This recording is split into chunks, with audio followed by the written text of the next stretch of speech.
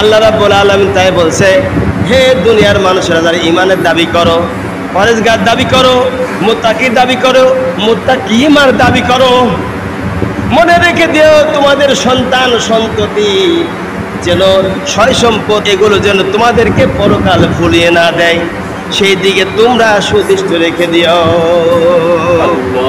এখন আসুন, এই দুনিয়ার সম্পদ, এই দুনিয়ার সন্তান সন্ততি স্ত্রী আপনজনদের কারণে যে ব্যক্তি 2 লক্ষ টাকা কুরবানি দিতে পারবে, ওই লোকটা 50,000 টাকার কুরবানি দিচ্ছে। আমার জানা মতে যে ব্যক্তি কুরবানি দিতে পারবে ওই ব্যক্তি কুরবানি দিচ্ছে না, অজুহাত দেখাচ্ছে, এই সমস্যা, ওই সমস্যা, অমন সমস্যা, তমন সমস্যা। কি কন, কথা কন নাকি? ঠিক না? এরকম অজুহাত দেখা দেখ কুরবানি দিচ্ছে না। আর আল্লাহ রাব্বুল আলামিন পরিষ্কার করে কোরআনে কারিমার মধ্যে বলতেছে, সূরা মুনাফিকের মধ্যে বলতেছেন এই কথাটি। এই মুনাফিকদের ব্যাপারে সূরা নাজিল হয়েছে। আজকে আমি তাফসীর পড়তে গিয়ে আমার সামনে এই কথাটি এসে গেল।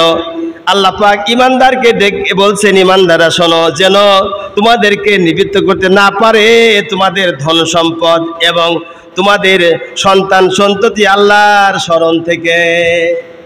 সন্তান সন্ততির ময়ে দয়া করি তো যদি একটা রোগ হয়, কিছু কিছু সময় আপনারা এইগুলি ভুলে যান। যদি সন্তানের জ্বর হয়, ডায়রিয়া হয়, সেই সময় আপনারা করেন কি, নামাজের রক্ত হয়ে গেছে, নামাজের আজানও হয়ে গেছে, নামাজ কালাম বাদ দিয়ে সন্তানের পিছনে একভাবে লেগে থাকে। আপনাদের কাছে আমার প্রশ্ন, সন্তানের যত বড় গজব হোক না কেন, ওই গজব থেকে বাঁচাতে পারেন কে? মা বাবা না আল্লাহ? সবাই জোরে বলি একটু। আল্লাহ রাব্বুল আলামিন বলেন, আমি আল্লাহ তোমার সন্তানকে বাঁচাই দেব। তুমি আমার উপরে হিল্লা না করে তুমি কেমনি করে নামাজ ত্যাগ করলা? এই নামাজ ত্যাগ করে সন্তানের পিছনে দৌড় দিচ্ছ নামাজকে ত্যাগ করিয়ে। সুতরাং দৌড় দাও, দেখি তুমি কেমন করে বাঁচাতে পারো, আমি দেখতে চাই। পারবো আমরা? কেউ পারবো না। তাই আল্লাহ রাব্বুল আলামিন বলছেন, সন্তান সন্ততির ময়ে পড়ে, মহব্বতে পড়ে, ভালোবাসায় পড়ে যেন পরকাল ভুলে না যাও। পরকালের পরে তোমরা আস্থা রেখো। টাকা পয়সা সম্পদ আজ আছে কাল নেই, সেই জন্যই তো বলা হয়েছে যেই বছরে টাকা পয়সা সম্পদ হয় ওই বছরেই আপনাকে হজ করতে হবে। যদি মনে করেন টাকা পয়সা আছে, অগাধ সম্পদ আছে, এই সম্পদ আমার ফুরাবে না, আরে কে কয় ফুরাবে না? আমার আল্লাহ বলেন, আমি এমন একটা গজব দেব, একটা পরীক্ষা তোমার মধ্যে দিয়ে দেব। ওই পরীক্ষার কারণে টাকা পয়সা যত ছিল, অর্থ সম্পদের ভান্ডার, আমি মহত্বের মধ্যে সব আমি আল্লাহ ধূলিসাৎ করে দিয়ে এই জমিন থেকে তোমাকে বিদায় করে দিতে পারি। পারে না? দেখুন, আজ টাকায় প্রমাণ নগদে দিয়ে আমি সয় সম্পত্তি যে নষ্ট হয়ে যায় অল্প সময়ের মধ্যে, মহত্বের মধ্যে, চোখের সেকেন্ডে, মিনিটও হয় না। তারপর ফিলিস্তিনি দেখেন, যারা 10 তলা 20 তলার বাড়ি ছিল, অর্থ সম্পদের অগাধ সয় সম্পদের মালিক ছিল, ইসরায়েলি দুরাচার শয়তান গোষ্ঠী বাহিনীর জন্য আজ মুসলমান, অনেক মুসলমান কোটি কোটি টাকার সম্পদের মালিক ছিল না? সেই লোকগুলো আজকে রাস্তায় দাঁড়িয়ে দাঁড়িয়ে একটু ভিক্ষুক টাঙ্গাল এতিমের মতো সাহায্য চাচ্ছে, আমাকে ভাত দাও, ক্ষুধার জন্য বাঁচতে পারছি না, সন্তান হারা হয়েছি, আমার কেউ নাই, বাপ মা ও ছেলে মেয়ে সবাই মারা গিয়েছে বোমের আঘাতে, আমি একাই বেঁচে আছি।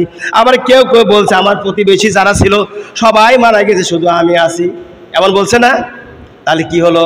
আমার আল্লাহ তাই বলেন, এই পরীক্ষা করব আমি আল্লাহ, পরীক্ষার মধ্যে পড়ার চিন্তা ভাবনা করিও না, তার একদিন খরচ করো আমি আল্লাহ আমার রাস্তায়। কথাটা কি সুন্নাত না ফরজ মানা? আমি প্রশ্ন করছি, কথাটা মানা সুন্নাত না ফরজ? ফরজ রে ভাই, কোরআনের কথা না, বোঝা লাগে না এটা। আল্লাহর কথা মানা ফরজ, আল্লাহর কথা মানা কি? আমি তো প্রশ্ন এটাই করেছি যে কথাটা মানা ফরজ না সুন্নাত? আল্লাহর কথা মানা কি? ফরজ। আমার ভাইরা, এরপরে আমার আল্লাহ রাব্বুল আলামিন জানিয়ে দিলেন, দুনিয়ার মানুষেরা শোনো, ওয়া মাইয়াফআল যালিকা ফাউলাইকা হুমুল খাসিরুন। উলাইকা হুমুল খাসিরুন মানে ক্ষতিগ্রস্ত। আল্লাহ পাক এখানে খাসিরুন ব্যবহার করেছেন। কেন ব্যবহার করলেন? এজন্য ব্যবহার করেছেন যে সকল মানুষেরা দুনিয়ার সম্পত্তি, টাকা পয়সা, বাড়ি গাড়ি, সন্তান সন্ততি মহে পড়ে পরকালকে ভুলে যাবে। আল্লাহ এই আয়াতের শেষে বলছে খাসিরুন ব্যবহার করলে মানে ক্ষতিগ্রস্ত তারাই হবে। এখন আপনারা বলুন ক্ষতিগ্রস্ত হবেন নাকি আপনারা লাভবান হবেন? নিজের বিবেককে প্রশ্ন করে দেখুন। ক্ষতিগ্রস্তের মধ্যে যদি হতে চান তাহলে আপনাদের সয় সম্পত্তি, অর্থ সম্পদ ব্যয় করা আল্লাহর রাস্তায় কোনো দরকার নাই। আর যদি মনে করেন যে না আমরা ক্ষতিগ্রস্ত হব না, আমরা একজন ইমানদার, দিনদার, পরেজগার, মুত্তাকিমার মতোই থাকবো, ইমানদার হিসাবেই থাকতে চাই, তাহলে ক্ষতিগ্রস্ত হবার আগে আল্লাহর রাস্তায় দান করবেন, কোরবানি করবেন, সৎ রাস্তায় ব্যয় করবেন। তাহলে আমরা কি করব? ক্ষতির থেকে বেঁচে যাব।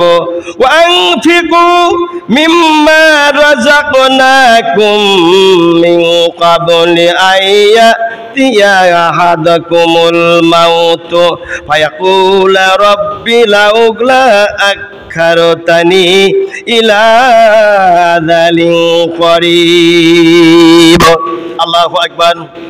আল্লাহ রাব্বুল আলামিন জানেন আমি তোমাদেরকে যা প্রদান করেছি, আল্লাহ বলছেন কিন্তু ওয়ানফিকু মিম্মা রাযাকনাকুম মিন ক্বাবলি আইয়াতি আহাদাকুম মাউতা।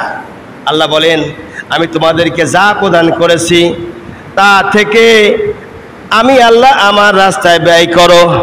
আমি আল্লাহ তোমাদেরকে যা প্রদান করেছি তা থেকে তোমরা খরচ করো। আমি আল্লাহ তোমাদের সুস্থ রেখেছি, সবল রেখেছি, ভালো রেখেছি, তাই তোমরা আমি যা দিয়েছি আল্লাহ তা থেকে খরচ করো। এরপরে শুধু খরচই করে নাই, মিন ক্বাবলি আইয়াতি আহাদাকুমুল মাউত, তোমাদের কারোর মৃত্যু আসার পূর্বে এই খরচটা করো। মৃত্যু আসলে তো খরচ করতে পারবে না তুমি, তাই জন্য কি করো? তুমি মৃত্যু আসার পূর্বেই খরচ করো। আমি আল্লাহ নির্দেশ জারি করলাম ফায়াকুলা রাব্বি লাউলা আখারতানি ইলা আজালিন করিব। আল্লাহ পাক জানেন যে তোমার মৃত্যু আসার পূর্বে খরচ না করো, নচেত সে বলবে হে আল্লাহ, হে আমার রব, ইলা আজালিন করিব। ওরা বলবে কি? ফায়াকুলু রাব্বি, হে আমার রব, লাউলা আখারতানি ইলা আজালিন করিব, আমাকে আরো কিছু কালের জন্য অবকাশ দাও। যদি অবকাশ দাও আমি আল্লাহ দান সদকা খয়রাত করে আসবো। এই কথা বলবি কিন্তু ওই সময় মরার পরে বলবে কি যে আমাকে যদি হায়াত দাও তাহলে আমি দান সদকা খয়রাত সব করে আসবো, আমাকে আর একটা বার পাঠাও না কে দুনিয়ায়। আচ্ছা আল্লাহ কি আর দুনিয়ায় পাঠাবেন মানুষকে? আবারও পাঠাবেন কি? পাঠাবেন না। সেই জন্য আপনারা সাবধান হন, সতর্ক হন। এখনই আপনাদের আল্লাহ রাস্তায় ব্যয় করার সময়। আল্লাহ রাব্বুল আলামিন তাই জানিয়ে দিয়েছেন, বান্দারে শোনো, দান সদকা খয়রাত যে করে আসতে হবে এই কথা বলবা, ওই জন্য মরার আগেই তোমরা দান করো, সদকা করো, আমার রাস্তায় ব্যয় করো, কোরবানি করো, নিজের জীবন দিয়ে, অর্থ দিয়ে, সম্পদ দিয়ে।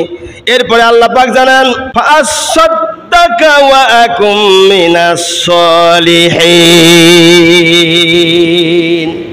যে তোমরা দান সদকা খয়রাত করতে পারো আমি আল্লাহ আমার রাস্তায়, তাহলে আমি আল্লাহ তোমাদেরকে এমন একটা মানুষ বানায় দেব যেন সৎকর্ম পরায়ণদের অন্তর্ভুক্ত করি আমি আল্লাহ তোমাদের জান্নাতি মেহমান বানায়া দিব। কে বলছেন? সবাই বলি আল্লাহ পাক জানা দিলেন। এরপরে আল্লাহ বলেন ওয়ালা ইউআখিরাল্লাহু নাফসান ইযা জাআ আজালুহা, আর যখন নির্দিষ্ট সময় এসে পড়বে তখন আর আল্লাহর কাছে অবকাশ দেবেন না, চাইলেও আর দিবেন। যখন নির্দিষ্ট সময় মানে মৌতের সময় এসে যাবে তখন আপনি যদি বলেন আল্লাহ আমাকে হায়াত বাড়া দাও, দান সদকা খয়রাত যা যা করার আমি সব করব, আল্লাহকে সময় দিবেন? এ কথাও কিন্তু আল্লাহ আগেই স্মরণ করে দিচ্ছে, বান্দা শোনো, হায়াত থাকতে, জীবন থাকতে, তোমার জ্ঞান থাকতে তুমি আমার রাস্তায় ব্যয় করো। তাই না হলে তুমি পরে বলবা যে আল্লাহ আমাকে সময় দাও, ব্যয় করব। নির্দিষ্ট সময়ে যখন এসে পড়ে তখন তুমি হাই হাই হাই করবে না, ওই সময় হাই হাই করে হাই হতাশ করে কোনো লাভ হবে না। কে বলছেন? আল্লাহ পাক জানা দিলেন। এরপর আল্লাহ পাক জানা দিলেন ওয়াল্লাহু খাবীরুম বিমা তা'মালুন, আল্লাহ তোমাদের কর্ম সম্পর্কে অবগত আছেন, তিনি সব জানেন। ওইসব পায়তারাপ করে কোনো লাভ নাই। আজকে বলা কালকে অবদান, পরশু অবদান না, এসব করে কোনো লাভ নেই।